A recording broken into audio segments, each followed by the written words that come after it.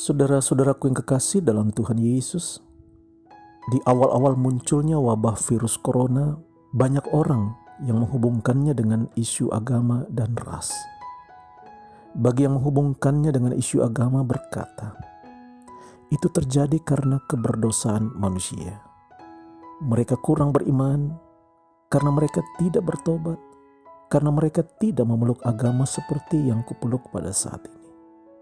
Seandainya saja mereka ikut agamaku, atau setidaknya mereka hidup beriman, pasti mereka tidak akan menjadi korban. Bagi yang menghubungkannya dengan isu ras berkata, virus corona adalah produksi negara Cina.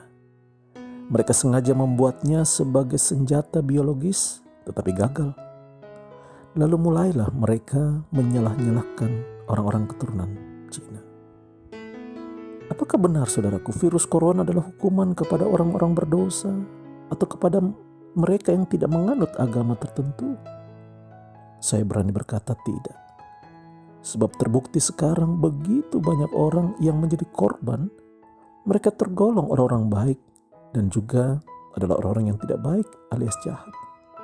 Mereka pun berasal dari berbagai macam agama dan suku bangsa tanpa terkecuali. Selain itu, wabah virus corona juga bukan salah ras tertentu, bukan salah siapa-siapa. Kita harus memandangnya ini sebagai bencana yang harus dihadapi oleh segenap umat manusia. Dan kita semua harus bersama-sama mengatasi dan menyudahinya. Inilah sikap yang terbaik yang harus kita bersama miliki saat ini. Saudara-saudaraku yang kekasih dalam Tuhan Yesus, firman Tuhan hari ini terambil dari Lukas pasal 6 ayat 37 hingga ayatnya yang ke-38. Di dalamnya sangat jelas Tuhan Yesus melarang kita untuk menghakimi sesama. Dalam ayat yang ke-37 Tuhan Yesus bersabda, "Janganlah kamu menghakimi, maka kamu pun tidak akan dihakimi. Dan janganlah kamu menghukum, maka kamu pun tidak akan dihukum. Ampunilah, dan kamu akan diampuni." Tuhan Yesus menghendaki agar kita saling mengasihi, bukannya saling menjatuhkan atau saling menyalahkan, lalu kemudian berjuang untuk membenarkan diri sendiri.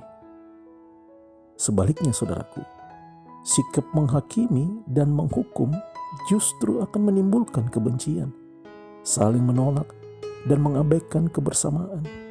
Sikap ini sungguh tidak akan menguntungkan pihak manapun. Ingatlah, saudaraku, sebagai anak-anak Tuhan, pengorbanan Kristus di kayu salib telah membebaskan kita dari kuasa dosa dan maut.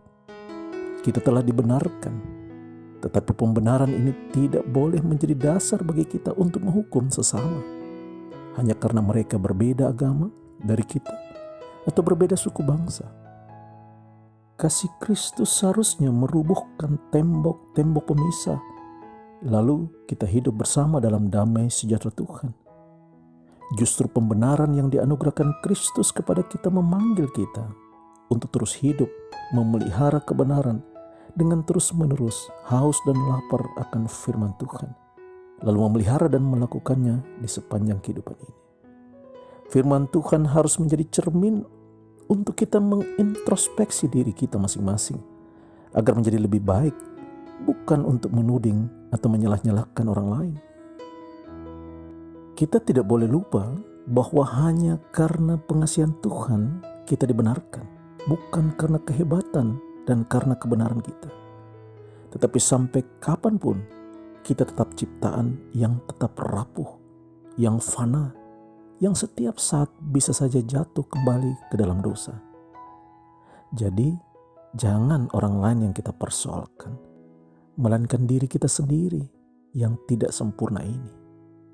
Saudaraku, biarlah hanya Tuhan yang menghakimi dan yang menghukum.